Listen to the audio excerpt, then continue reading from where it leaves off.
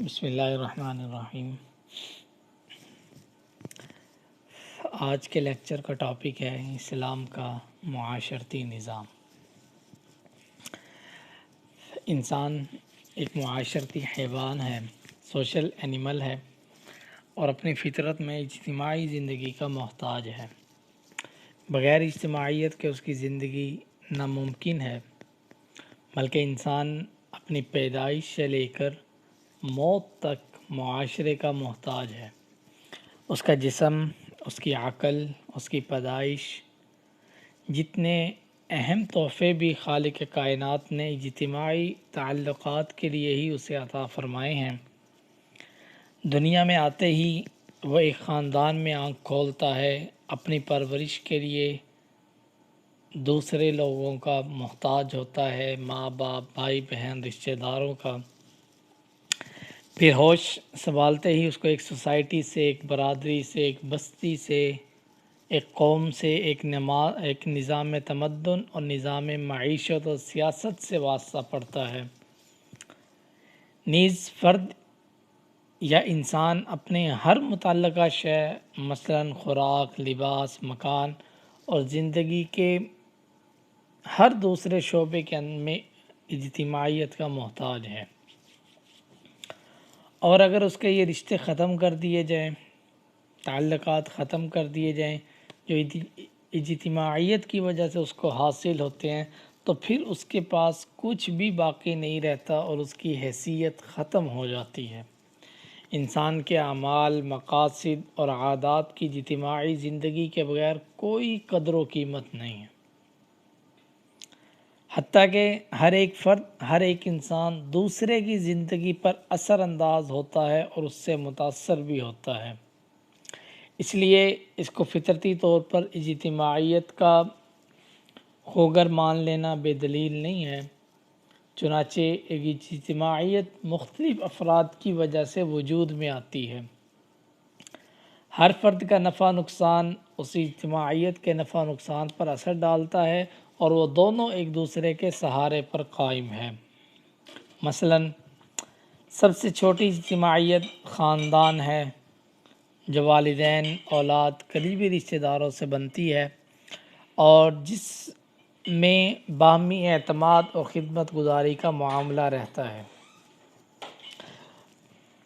اور اس کی حیثیت بالکل انسانی جسم کی طرح ہے کہ اگر انسانی جسم کے ایک عضو میں کوئی تکلیف ہو تو باقی تمام اعضاء جو ہیں وہ اس تکلیف کو محسوس کرتے ہیں۔ اسی طرح ایک خاندان کا ایک فرد اگر خراب ہو تو سارے خاندان کو خوش بختی سے محروم کر دیتا ہے، اور اگر ایک شخص بھی صحیح ہو تو سارے خاندان کو وہ خوش بخت بنا دیتا ہے۔ یہ ہے کہ ہر ایک کی زندگی جو ہے وہ دوسرے پر بھی، دوسروں سے خود بھی متاثر ہوتا ہے، اور اس کی زندگی کے اثرات دوسروں کی زندگیوں پر بھی پڑتے ہیں۔ وہ نیک ہوگا، اس کے اثرات اچھے پڑیں گے، وہ برا ہوگا، اس کے اثرات برے پڑیں گے۔ غرض معاشرے کے بے شمار تعلقات ہیں جو ایک انسان کو دوسرے انسان سے اور دوسرے انسانوں کو اس سے جوڑے ہوئے ہیں۔ انہی کی درستی پر ایک ایک انسان کی، ایک ایک معاشرے کی اور بحیثیت مجموعی تمام انسانوں کی فلاح و بہبود کا انحصار ہے، اور وہ صرف اللہ وحدہ لا شریک ہی ہیں جو انسانوں کو ان تعلقات کے لیے صحیح اور انصاف پر مبنی مضبوط اصول اور حدود بتاتا ہے۔ جب تک انسان خدا کی ہدایات لے کر خدا کی بتائی ہوئی طریقے ہدایات پر چلتا ہوا ان اصولوں کی پاسداری کرتا رہتا ہے، تو وہ خود بھی درست قائم رہتا ہے، معاشرہ بھی درست قائم رہتا ہے۔ اگر وہ خدا کے بتائے ہوئے اصول اور ہدایت سے بے پرواہ ہو کر خود مختار بن جاتا ہے، اور کسی اصول کا وہ لحاظ نہیں رکھتا، انصاف کرنا چاہے تو پھر نہ تو کوئی مستقل اصول باقی رہتا ہے، نہ انصاف و سچائی باقی رہتی ہے۔ اس لیے اسلام جو ہے وہ ایک نظام معاشرت دیتا ہے۔ اسلام اپنا ایک مضبوط اور پائیدار نظام معاشرت رکھتا ہے جس کے اصول و قوانین مستقل اور پائیدار ہیں، جس کا پورا مزاج عدل و انصاف سے بنا ہے اور جس کے تمام اجزاء ایک دوسرے سے جڑے ہوئے اور ہم آہنگ ہیں۔ یہ نظام ایسے وسیع اور ہمہ گیر ہے کہ زندگی کے تمام شعبے اور ہر طرح کی سرگرمیاں اس کے دائرے میں آ جاتی ہیں۔ یہ انسان کے دل و ضمیر اور اس کے معاملات زندگی دونوں پر غالب ہے اور اپنی ہدایات اور قانون سازی میں دین و دنیا دونوں پر حاوی ہے۔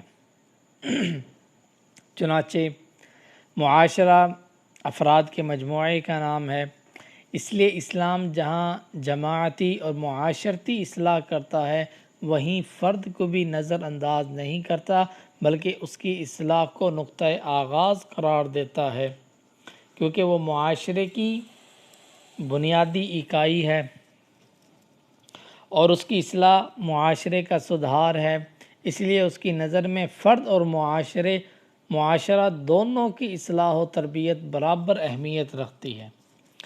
اسلام ہر فرد کی جداگانہ شخصیت کو مانتا ہے، وہ انسان کو محض اجتماعی نظام کا ایک بے جان، بیکار پرزہ یا ماحول کا محض ایک عکس نہیں سمجھتا، بلکہ اسے معاشرے کا انتہائی اہم جز اور اصل تاریخ ساز قرار دیتا ہے۔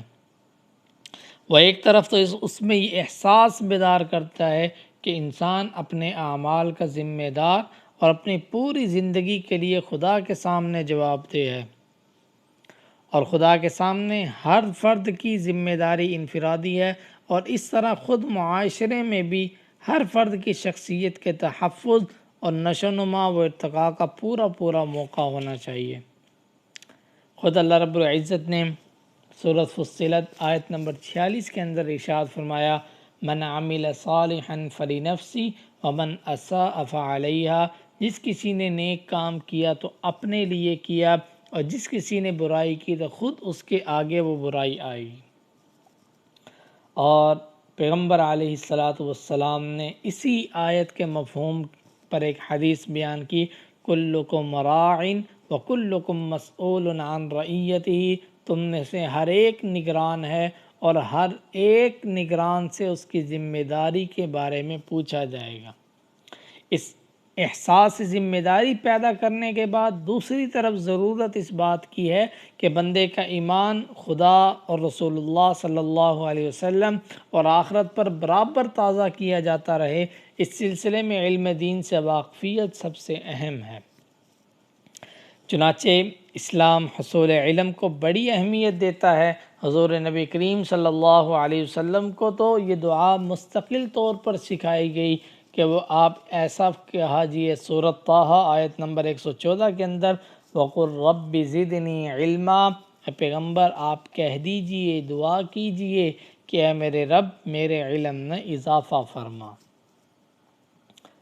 اور ابن ماجہ کے اندر یہ حدیث موجود ہے، سرور کونین دو جہاں صلی اللہ علیہ وسلم کا ارشاد ہے، طلب العلم فریضۃ علی کل مسلم و مسلمۃ، علم حاصل کرنا ہر مسلمان مرد و عورت پر فرض ہے۔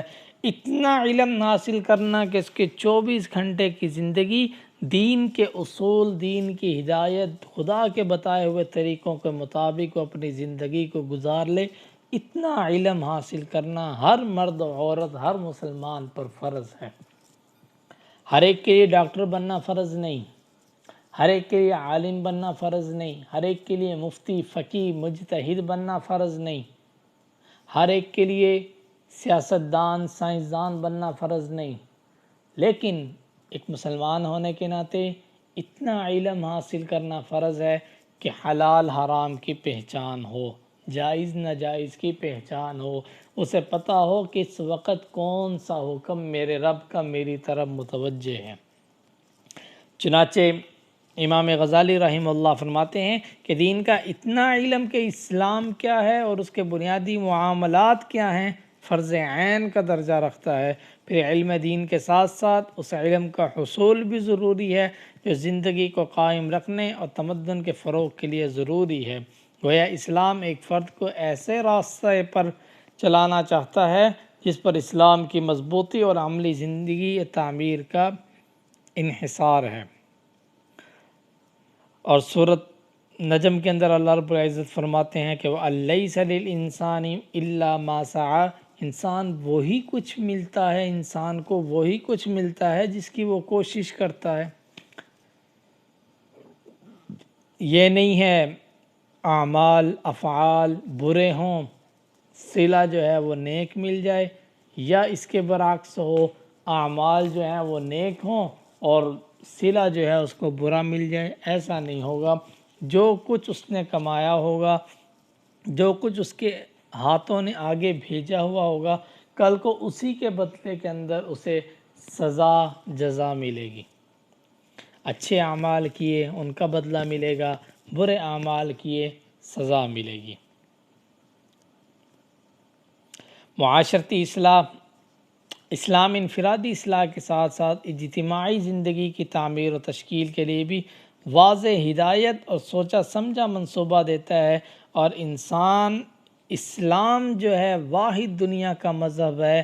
پہلے بار بار یہ بات ہو چکی ہے، جو آپ کے ہر معاشرے، ہر مسئلے کے اندر اسلام آپ کی رہنمائی کرتا ہے۔ معاشرے کی اصلاح اتنی ہی ضروری ہے جتنی ایک فرد کی اصلاح۔ آج جدید مغربی تحریکات کی سب سے بڑی کمزوری یہ ہے کہ وہ صرف ظاہر میں تبدیلی کر کے نظام میں، زندگی میں تبدیلی لانا چاہتے ہیں۔ انہوں نے فرد کو نظر انداز کیا، نتیجتاً ان کے اصلاحی پروگرام کامیاب نہ ہو سکے۔ آج یورپ کا معاشرتی نظام جو ہے وہ تباہ ہو چکا ہے، کیونکہ انہوں نے اپنے فرد کی اصلاح نہیں کی، ایک ظاہری سی معاشرے کی بھی اصلاح کی۔ وہ آج معاشرہ ان کا ریزہ ریزہ ہو چکا ہے۔ دوسری طرف مشرق کے مذہبی نظاموں نے نہ صرف فرد کی اصلاح کی اور اس کی روح کو ترقی دینے کے پروگرام بنائے، لیکن اجتماعی زندگی کو، اصلاح کو بالکل نظر انداز کیا۔ اس لیے نتائج کے اعتبار سے یہ نظام بھی ناکام رہے۔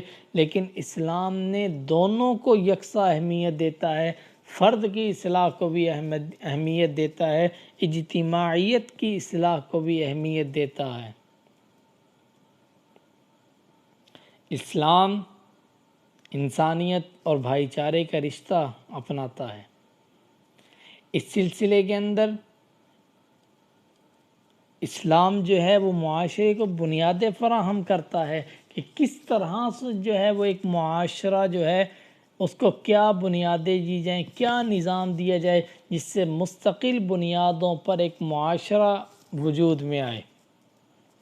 سب سے پہلے اسلام مساوات کا درس دیتا ہے کہ سب انسان ہیں، ایک نسل سے ہیں، پوری انسانیت سیدنا آدم علیہ السلام کی اولاد ہے۔ رنگ، زبان، نسل، قبیلہ، برادری، ملک، قوم کی فطری تقسیم باہمی تعارف کے لیے ہے، جسے خود اللہ رب العزت نے سورۃ الحجرات آیت نمبر 31 کے اندر ارشاد فرمایا، یا ایھا الناس انا خلقناکم من ذکر و انثی وجعلناکم شعوبا وقبائل لتعارفوا ان اکرمکم عند اللہ اتقاکم۔ لوگوں، ہم نے تم کو ایک مرد اور ایک عورت سے پیدا کیا، پھر تمہاری قومیں اور قبیلے بنائے تاکہ ایک دوسرے کی شناخت کر سکو۔ تم میں سب سے زیادہ باعزت اور فضیلت والا اللہ کے نزدیک وہ ہے کہ تم میں سب سے زیادہ تقوی والا ہے۔ دوسری چیز اخوت، تمام مسلمان بھائی بھائی ہیں، دین کا رشتہ تمام مسلمانوں کو ایک وحدت میں جوڑ دیتا ہے۔ انما المؤمنون اخوہ، وہ لوگ جو مومن ہیں، خدا پر ایمان رکھنے والے ہیں، آپس میں بھائی بھائی ہیں۔ واعتصموا بحبل اللہ جمیعا ولا تفرقوا، سب مل جل کر اللہ کی رسی کو مضبوطی سے تھامے رہو اور جدا جدا نہ ہو جاؤ۔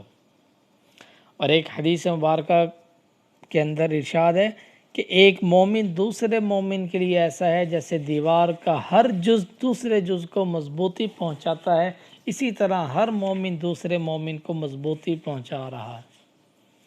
نمبر 3 رشتہ نکاح ہے۔ عورت اور مرد معاشرت کے دو ستون ہیں، دونوں کی اپنی اپنی شخصیت اور دونوں معاشرے کی تعمیر کرتے ہیں۔ عورتوں مردوں میں قانونی مساوات ہیں، دونوں کے ایک دوسرے پر کچھ حقوق ذمہ داریاں ہیں۔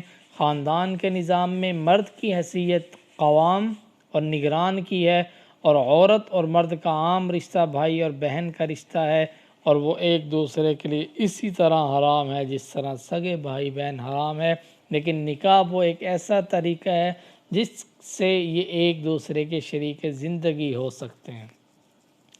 نمبر 4 خیرخانہ فضا۔ معاشرے کی عام فضا خیر خواہی، تعاون، امداد، غم خواری، ایثار اور بھائی چارے کی ہونی چاہیے، تاکہ لوگ جب آپس میں ملیں تو ایک دوسرے پر سلامتی بھیجیں۔ وَتَعَاوَنُوا عَلَى الْبِرِّ وَالتَّقْوَى وَلَا تَعَاوَنُوا عَلَى الْإِثْمِ وَالْعُدْوَانِ۔ بھلائی اور نیکی کے کاموں میں ایک دوسرے کی مدد کرو، اور ظلم اور گناہ کی باتوں میں ہرگز باہمی امداد و تعاون نہ کرو۔ 5ویں چیز ذمہ داری کا تصور ہے۔ جس طرح امر بالمعروف نہی عن المنکر انفرادی طور پر انجام دینا ضروری قرار دیا گیا، اسی طرح اسلام ان میں اجتماعی ذمہ داری کا تصور بھی پیدا کرتا ہے، اور پورے معاشرے میں یہ احساس بیدار کرتا ہے کہ وہ نیکیوں کو قائم کرنے والا، برائیوں کو روکنے والا اور ایک دوسرے کی مدد کرنے والا ہو۔ ایسی انفرادیت جس میں دوسروں کے حقوق کا خیال نہ رکھا جائے اور جو اجتماعی ذمہ داری کے تصور سے ناواقف ہو، اسلام کو نہیں چاہیے۔ اسلام کے نظام معاشرت کی ان بنیادوں کو سمجھ لینے کے بعد مختصراً یہ دیکھنا ہے کہ وہ کیا اصول اور طریقے ہیں جو اسلام نے معاشرے میں بھائی چارہ اور ہم رنگی پیدا کرنے اور انسانی اجتماع کی مختلف صورتوں کو ترقی دینے کے لیے مقرر کیے ہیں۔ ایک مختصر سا خاکہ اسلام نے کچھ مستقل ادارے قائم کیے ہیں، جن میں نمبر 1 خاندان ہے، انسانی معاشرت کا اولین اور بنیادی ادارہ ہے، اس لیے کہ اسلام کے معاشرتی نظام میں خاندان کو بڑی اہمیت حاصل ہے۔ نمبر 2 قرابت رشتہ داری ہے، جس کا دائرہ کافی پھیلا ہوا ہوتا ہے۔ جو لوگ ماں اور باپ کے تعلق سے، بھائی بہنوں کے تعلق سے یا سسرالی تعلق سے ایک دوسرے کے رشتہ دار ہوں، اسلام ان سب کو ایک دوسرے کا ہمدرد، مددگار اور غمگسار دیکھنا چاہتا ہے۔ نمبر 3 محلہ ہے، رشتہ داری قرابت کے بعد ہمسائیگی ہے، محلہ ہے، جہاں پر انسان رہ رہا ہو اس کے آس پاس دوسرے لوگ رہ رہے ہیں۔ قرآن کریم کے مطابق ہمسایوں کی 3 قسمیں ہیں، ایک رشتہ دار ہمسائے، دوسرا اجنبی، تیسرا عارضی ہمسایہ، جس کے پاس بیٹھنے یا ساتھ چلنے کا آدمی کو اتفاق ہوا ہو۔ اور جناب نبی کریم صلی اللہ علیہ وسلم کا ارشاد ہے، مجھے ہمسایوں کے حقوق کی اتنی تاکید کی گئی کہ میں خیال کرنے لگا شاید اب اسے بھی وراثت میں حصے دار بنا دیا جائے۔ نمبر 4 مسجد ہے، معاشرتی تعلقات کو بہتر کرنے کے لیے مسجد کی حیثیت ایک مستقل ادارے سے کی ہے، اور اسلام کا معاشرتی پروگرام مسجد ہی کے ذریعے زیادہ کامیاب ہو سکتا ہے۔ نمبر 5 احترام روایت ہے، مسلم معاشرے کی اچھی روایات کا احترام اور ان کے استحکام بھی معاشرتی پالیسی کا اہم جز ہے، کیونکہ اس کے ذریعے مسلم معاشرہ کبھی بھی اپنے ماضی سے نہیں کٹتا۔ 6 نمبر پر نظام تعلیم ہے، 7ویں نمبر پر حدود و تعزیرات ہیں، اور اسی طرح یہ مختصر ایک خاکہ ہے، 7 شکوں کے اندر ان چیزوں کو بیان کیا گیا۔ یہ مختصر ہے، وگرنہ اسلام کا نظام معاشرت کا جو خاکہ ہے وہ اس سے کہیں زیادہ وسیع ہے۔